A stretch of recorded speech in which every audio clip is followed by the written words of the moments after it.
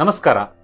ಇವತ್ತು ನಾವು slip disc ಅಥವಾ ಇಂಟ್ರೋವರ್ಟಿಬಲ್ ಡಿಸ್ಕ್ ಪ್ರೊಲ್ಯಾಪ್ಸ್ ಅಥವಾ ನಾವು ಕನ್ನಡದಲ್ಲಿ ಹೇಳೋದಾದ್ರೆ ನರದ ಮೇಲೆ ನರ ಕೂತಿದೆ ಅಂತ ಒಂದು ಪದ ಬಳಸ್ತಾರೆ. ಈ ಕಾಯಿಲೆ ಬಗ್ಗೆ ತಿಳಿದುಕೊಳ್ಳೋಣ. ಸ್ಲಿಪ್ ಡಿಸ್ಕ್ ಸ್ಲಿಪ್ ಆಗಿದೆ ಅಂತ. ನಮ್ಮ ಬೆನ್ನಿನ ಮೂಳೆಗಳಿವೆ. ಬೆನ್ನಿನ ಮೂಳೆಗಳು ಒಟ್ಟಿಗೆ 33 ಮೂಳೆಗಳಿವೆ.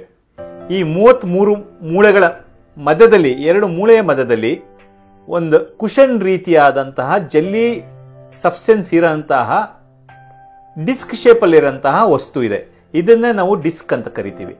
ಇದು ಒಟ್ಟಿಗೆ 23 ಡಿಸ್ಕ್ಗಳಿರುತ್ತವೆ. ಈ ಡಿಸ್ಕ್ ಹೇಗಿರುತ್ತೆ ಅಂದರೆ, ಹೊರಗಡೆ ಸ್ವಲ್ಪ ಗಟ್ಟಿ ಇರುತ್ತವೆ, ಒಳಗಡೆ ಸ್ವಲ್ಪ ಜೆಲ್ಲಿ ರೀತಿಯಾದಂತಹ ಪದಾರ್ಥ ಇರುತ್ತೆ. ಈ ಡಿಸ್ಕ್ನ ಕೆಲಸ ಏನಂದ್ರೆ, ಇದು ನಮ್ಮ ದೇಹಕ್ಕೆ ಶಾಕ್ ಅಬ್ಸರ್ವರ್ ರೀತಿ ಕೆಲಸ ಮಾಡುತ್ತೆ. ಈಗ ನಮಗೆ ಒಂದು 4 ವೀಲರ್ ಇರ್ಬೋದು ಅಥವಾ ಒಂದು 2 ವೀಲರ್ ಇರ್ಬೋದು. ಅದರಲ್ಲಿ ಶಾಕ್ ಅಬ್ಸರ್ವರ್ ಹೇಗೆ ಕೆಲಸ ಮಾಡುತ್ತೋ ಅದೇ ರೀತಿ ಡಿಸ್ಕ್ ಸಹ ನಮ್ಮ ದೇಹಕ್ಕೆ ಶಾಕ್ ಅಬ್ಸರ್ವರ್ ರೀತಿ ಕೆಲಸ ಮಾಡುತ್ತೆ.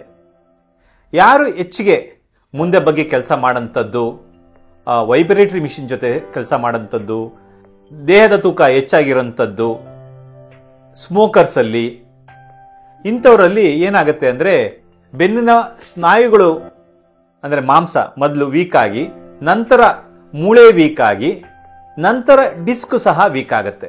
ಈ ಡಿಸ್ಕ್ ವೀಕ್ ಆದಂತಹ ಸಂದರ್ಭದಲ್ಲಿ ಏನಾಗುತ್ತೆ ಅಂದರೆ, ಹೊರಗಡೆ ಲೇಯರ್ನ ನಾವು ಆನಲಸ್ ಫೈಬ್ರೋಸಿಸ್ ಅಂತ ಕರಿತೀವಿ, ಒಳಗಡೆದನ್ನ ನ್ಯೂಕ್ಲಿಯಸ್ ಪಲ್ಪೋಸಸ್ ಅಂತ ಕರಿತೀವಿ. ಇದು ಜಲ್ಲಿಯ ರೀತಿ ಇರಂತಹ ವಸ್ತು. ಯಾವಾಗ ಈ ಡಿಸ್ಕ್ ವೀಕ್ ಆಗುತ್ತೋ ಅವಾಗ ಆನ್ಯುಲರ್ ಫೈಬ್ರೋಸಿಸ್ ನಲ್ಲಿ ರೆಂಟ್ ಆಗುತ್ತೆ, ಅಂದ್ರೆ ಇಲ್ಲಿ ಕಟ್ಟಾದಾಗ ಏನಾಗುತ್ತೆ, ಈ ನ್ಯೂಕ್ಲಿಯಸ್ ಪಲ್ಪೋಸಸ್ ಜೆಲ್ಲಿ ರೀತಿಯಂತಹ ವಸ್ತು ಹೊರಗಡೆ ಬರುತ್ತೆ. ಈ ರೀತಿ ಹೊರಗಡೆ ಬಂದ್ಬಿಡುತ್ತೆ. ಹೊರಗಡೆ ಬಂದು ನರಕ್ಕೆ ಮುಟ್ಟತ್ತೆ. ಈ ನರ ಸ್ಪೈನಲ್ ಕಾರ್ಡ್. ಈ ಸ್ಪೈನಲ್ ಕಾರ್ಡ್ ಇಂದ ಉಪನರಗಳು, ನರ್ ರೂಟ್ಸ್ ಅಂತ ಕರಿತೀವಿ, ಆ ನರ್ ರೂಟ್ಸ್ ಗಳು ಹೊರಗಡೆ ಬರಕ್ ಶುರುವಾಗುತ್ತೆ. ಅಂತ ಸಂದರ್ಭದಲ್ಲಿ ಏನಾಗುತ್ತೆ ಅಂದ್ರೆ, ಇದು ಬೆನ್ನಿನ ಮೂಳೆಗಳು, ಮೂಳೆ ಮಧ್ಯದಲ್ಲಿ ಡಿಸ್ಕ್ ಇರುತ್ತೆ. ಬೆನ್ನಿನ ಮೂಳೆಗಳು, ಮೂಳೆ ಮಧ್ಯದಲ್ಲಿ ಡಿಸ್ಕ್ ಈ ರೀತಿ ಹೊರಗಡೆ ಬಂದ್ಬಿಡುತ್ತೆ. ಬಂದು ಈ ನರಕ್ಕೆ ಮುಟ್ಟತ್ತೆ. ಮುಟ್ಟಿದಾಗ ಏನಾಗುತ್ತೆ, ನಮ್ಮ ಸೊಂಟದ ಭಾಗದಲ್ಲಿ ನೋವು ಹಾಗೂ ತೊಡೆ ಹಿಂಭಾಗದಲ್ಲಿ ನೋವು ಬರುತ್ತೆ. ಈ ನರ್ ರೂಟ್ ಅಂತ ಅಥವಾ ಉಪನರಗಳಂತ ಏನ್ ಕರೆದೆ ಸೊಂಟದ ಭಾಗದಲ್ಲಿ, ಇದನ್ನ ನಾವು ಶಿಯಾಟಿಕ್ ನರ್ವ್ ಅಂತ ಕರಿತೀವಿ. ಈ ಶಿಯಾಟಿಕ್ ನರ್ವ್ನ ನೋವು ಬರುತ್ತೆ. ಈ ಶಿಯಾಟಿಕ್ ನರ್ವ್ ಇಂದ ಬರಂತಹ ನೋವನ್ನು ನಾವು ಶಿಯಾಟಿಕಾ ಅಂತ ಕರಿತೀವಿ.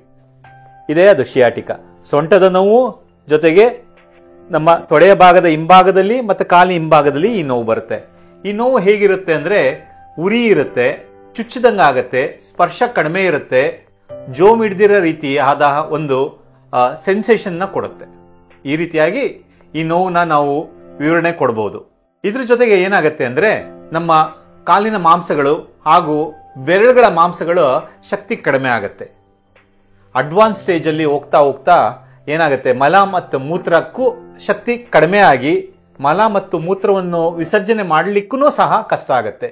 ಈ ಕಂಡೀಷನ್ ನಾವು ಕಾಡಾ ಈಕ್ವೈನಾ ಸಿಂಡ್ರೋಮ್ ಅಂತ ಕರಿತೀವಿ. ಯೂಶಲಿ ಈ ಡಿಸ್ಕ್ ಪ್ರಾಬ್ಲಮ್ಗೆ 90 to 95% ಕೇಸಸ್ ಅಲ್ಲಿ ಸರ್ಜರಿ ಬೇಕಾಗಿರೋದಿಲ್ಲ. ಸರ್ಜರಿ ಯಾವಾಗ ಬೇಕಾಗತ್ತೆ ಅಂದ್ರೆ, ಒಂದು ಅತಿ ಹೆಚ್ಚು ನೋವು ತಡ್ಕೊಳಕ್ಕೆ ಆಗೋದಿಲ್ಲ, ಮಲ್ಕೊಳ್ಳಿಕ್ಕೆ ಆಗೋದಿಲ್ಲ, ಮೂವ್ಮೆಂಟ್ ಮಾಡ್ಲಿಕ್ಕೆ ಆಗೋದಿಲ್ಲ ಅಂತ ಸಂದರ್ಭದಲ್ಲಿ, ಅಂದ್ರೆ ನಡಿಲಿಕ್ಕೂ ಆಗೋದಿಲ್ಲ ಅಂತ ಸಂದರ್ಭದಲ್ಲಿ ನಾವು ಹೌದು ಸರ್ಜರಿ ಬೇಕು ಅಂತ ಹೇಳ್ತೀವಿ.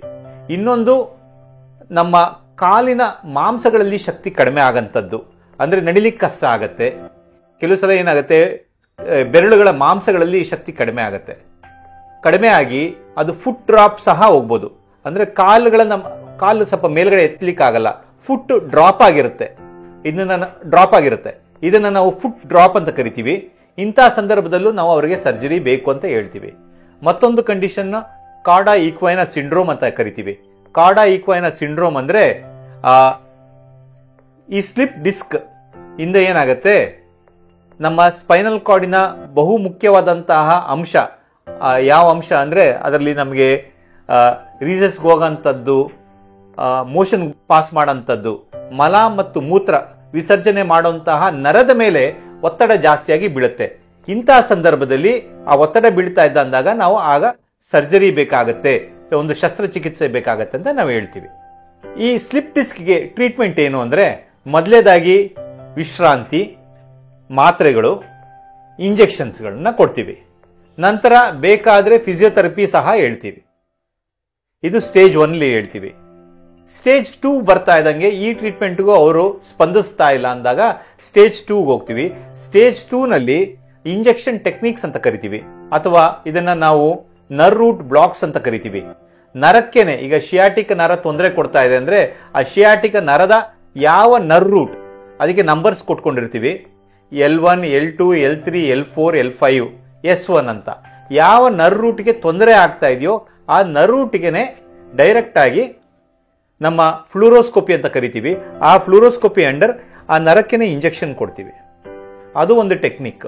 ಈ ಇಂಜೆಕ್ಷನ್ ತಗೊಂಡು ರೋಗಿಯು ತಮ್ಮ ಮನೆಗೆ ಹೋಗ್ಬೋದು. ಇದನ್ನ ನಾವು ಔಟ್ ಪೇಷಂಟ್ ಪ್ರೊಸೀಜರ್ ಆಗಿ ಮಾಡ್ತೀವಿ. ಸ್ಟೇಜ್ 3ನಲ್ಲಿದ್ದಾಗ ಯಾವಾಗ ಶಸ್ತ್ರಚಿಕಿತ್ಸೆ ಬೇಕಾಗುತ್ತೋ ಅಂತಹ ಸಂದರ್ಭದಲ್ಲಿ ಮೈಕ್ರೋ ಡಿಸ್ಕೆಕ್ಟಮಿ ಅಂತ ಮಾಡ್ತೀವಿ. ಮೈಕ್ರೋಸ್ಕೋಪ್ನ ಬಳಸಿ ಡಿಸ್ಕ್ನ ಹೊರ ಬಂದಿರೋಂತಹ ಡಿಸ್ಕ್ನ ತೆಗೆಯುವಂಥದ್ದು, ಅಥವಾ ಕ್ಯಾಮ್ರಾ ಯೂಸ್ ಮಾಡಿ ಡಿಸ್ಕ್ನ ತೆಗೆಯುವಂಥದ್ದು. ಕ್ಯಾಮ್ರಾ ಯೂಸ್ ಮಾಡಿ ಅಂದ್ರೆ ನಾವು ಅದನ್ನ ಎಂಡೋಸ್ಪೈನ್ ಡಿಸ್ಕೆಕ್ಟಮಿ ಅಂತ ಕರಿತೀವಿ. ಈ ರೀತಿಯಾಗಿ ನಾವು ಡಿಸ್ಕ್ನ ಹೊರ ಬಂದಂತಹ ಡಿಸ್ಕ್ನ ತೆಗಿಬಹುದು. ಇದೊಂದು. ಇದ್ರ ಜೊತೆಗೆ ನಾವು ಸ್ಪೈನ್, ಈ ಸ್ಪೈನ್ ಏನಿದೆ ಅದು ಸ್ಟೇಬಲ್ ಆಗಿದೆಯೋ ಇಲ್ವೋ ಅಂತ ಒಂದು ಅಸೆಸ್ ಮಾಡ್ತೀವಿ. ಈ ಸ್ಟೇಬಲ್ ಆಗಿದೆಯೋ ಇಲ್ವೋ ಅಂತ ಅಸೆಸ್ ಮಾಡಲಿಕ್ಕೆ ಎಕ್ಸ್ರೇಗಳನ್ನ ತಗೊಳ್ತೀವಿ. ಸ್ಲಿಪ್ ಡಿಸ್ಕ್ ಸಮಸ್ಯೆಯಲ್ಲಿ MRI ಸ್ಕ್ಯಾನ್ ಅತ್ಯುತ್ತಮವಾದಂತಹ ಒಂದು ಡಯಾಗ್ನೋಸ್ಟಿಕ್ ಟೂಲ್. ಈ MRI ಸ್ಕ್ಯಾನ್ ತಗೊಂಡಾಗ ನಮಗೆ ಡಿಸ್ಕ್ ಯಾವ ರೀತಿ ಇದೆ, ಸ್ಪೈನಲ್ ಕಾರ್ಡ್ ಯಾವ ಥರ ಇದೆ, ನರ್ ರೂಟ್ಸ್ ಹೇಗಿದೆ, ಮೂಳೆ ಹೇಗಿದೆ, ಬೆನ್ನಿನ ಮೂಳೆಗಳನ್ನೆಲ್ಲ ಅದರ ಬಗ್ಗೆ ಅತ್ಯಂತವಾದಂತಹ ನಿಖರವಾದ ಮಾಹಿತಿ ನಮಗೆ ಸಿಗುತ್ತೆ. ಈಗ ಇದು MRI ಸ್ಕ್ಯಾನ್ ಮಿಡ್ ಸಜೈಟಲ್ ಸೆಕ್ಷನ್ ಅಂತ ಕರಿತೀವಿ. ಇದರಲ್ಲಿ ಇದು ನಮ್ಮ ತಲೆಯ ಭಾಗ. ಈ ತಲೆಯ ಭಾಗದಿಂದ ಒಂದು ಅಂಶ ನಮ್ಮ ಬೆನ್ನಿನ ಭಾಗಕ್ಕೆ ಕೆಳಗಡೆ ಹೋಗುತ್ತೆ. ಇದೊಂದು ದೊಡ್ಡ ನರ. ಈ ನರನ ನಾವು ಸ್ಪೈನಲ್ ಕಾರ್ಡ್ ಅಂತ ಕರಿತೀವಿ, ಅಥವಾ ಬೆನ್ನು ಹುರಿ ನರ ಅಂತ. ಈ ಬೆನ್ನು ಹುರಿ ನರಕ್ಕೆ ಪ್ರೊಟೆಕ್ಷನ್ ಆಗಿ ಬೆನ್ನಿನ ಮೂಳೆಗಳಿರುತ್ತವೆ. ಇದು ಬೆನ್ನಿನ ಮೂಳೆಗಳು. ಒಂದು ಮೂಳೆ, ಇನ್ನೊಂದು ಮೂಳೆ, ಮತ್ತೊಂದು ಮೂಳೆ, ಇನ್ನೊಂದು ಮೂಳೆ. ಎರಡು ಮೂಳೆಯ ಮಧ್ಯದಲ್ಲಿ ಇರೋಂಥದ್ದು ಡಿಸ್ಕ್ ಅಂತ. ಡಿಸ್ಕ್ ಏನಾಗತ್ತೆ ಅಂದ್ರೆ, ಯೂಶಲಿ ಡಿಸ್ಕ್ ಹೇಗಿರುತ್ತೆ ಅಂದ್ರೆ, ಒಂದು ಹೊರಗಡೆ ಸ್ವಲ್ಪ ಕಪ್ಪಗಿದ್ದು ಒಳಗಡೆ ಸ್ವಲ್ಪ ಬೆಳ್ಳಗಿರುತ್ತೆ. ಬೆಳ್ಳಗಿದ್ದೆ ಅಂದ್ರೆ ಅಲ್ಲಿ ನೀರಿನ ಅಂಶ ಇದೆ ಅಂತ. ಯಾವಾಗ ನೀರಿನ ಅಂಶ ಕಡಿಮೆ ಆಗುತ್ತೆ ಆ ಡಿಸ್ಕ್ಗಳು ಕಪ್ಪದಾಗಿ ಕಾಣಿಸುತ್ತವೆ. ಇಲ್ಲಿ ನೋಡಿ, ಕಪ್ಪಗಾಗಿದೆ ಡಿಸ್ಕ್. ಹಾಗೆ ಕಪ್ಪಗಾಗಿ ಡಿಸ್ಕ್ ಹೊರಗಡೆ ಬಂದು ನಮ್ಮ ಬೆನ್ನು ಹುರಿ ನರಕ್ಕೆ ಮುಟ್ಟಿ ತೊಂದರೆ ಕೊಡುತ್ತೆ. ಆಗ ವ್ಯಕ್ತಿಗೆ ಶಿಯಾಟಿಕಾ ಟೈಪ್ ಆಫ್ ಪೇನ್. ಹಾಗೆ MRI ಸ್ಕ್ಯಾನ್ ಮಾಡಿಸ್ಕೊಳ್ತೀವಿ. ಸ್ಟೇಬಲ್ ಆಗಿದೆ ಅಂದ್ರೆ ಕೇವಲ ಶಸ್ತ್ರಚಿಕಿತ್ಸೆ ಮಾಡಬೇಕಾದ್ರೆ ಡಿಸ್ಕ್ನ ಮಾತ್ರ ತೆಗೆದು ಬಿಡ್ತೀವಿ. ಯಾವಾಗ ನಮಗೆ ಹೌದು ಇದು ಸ್ಪೈನ್ ಸ್ಟೇಬಲ್ ಇಲ್ಲ, ಇನ್ಸ್ಟೆಬಿಲಿಟಿ ಇದೆ, ಸ್ಟೆಬಿಲಿಟಿ ಕಮ್ಮಿ ಇದೆ ಅಂದಾಗ ಅದಕ್ಕೆ ಅಳವಡಿಕೆಗಳು ಅಂದ್ರೆ ಇಂಪ್ಲಾಂಟ್ಸ್ ಅಂತ ಏನ್ ಕರಿತೀವಿ, ಸ್ಕ್ರೂಸು ಮತ್ತೆ ರಾಡ್ ಆಗಿ ಫಿಕ್ಸ್ ಮಾಡ್ತೀವಿ.